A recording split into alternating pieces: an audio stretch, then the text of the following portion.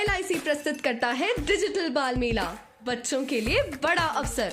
हिमाचल प्रदेश विधानसभा बाल सत्र 12 जून 2023। 68 बच्चे पहुंचेंगे शिमला, 21,000 का इनाम। चंदा राजकीय वरिष्ठ माध्यमिक पाठशाला मशोबरा की 12वीं कक्षा की छात्रा हूँ।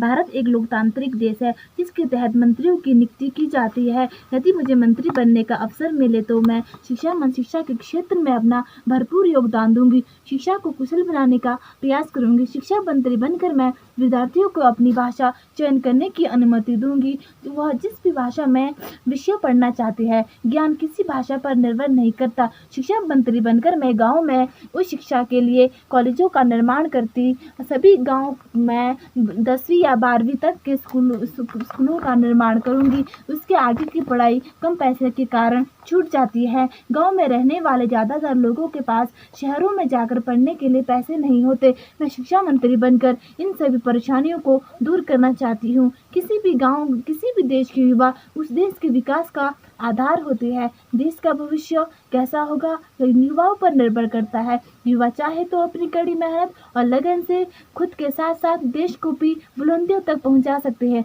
आजकल कुछ बच्चों में नशों की लत लग जाती है। यह बुरी संगति के कारण होता है जिससे विद्यार्थियों की जिंदगी बर्बाद हो जाती है।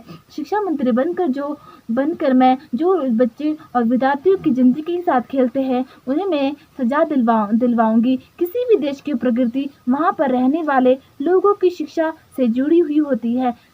देश तभी उन्नति करेगा जब हर देशवासी शिक्षित होगा।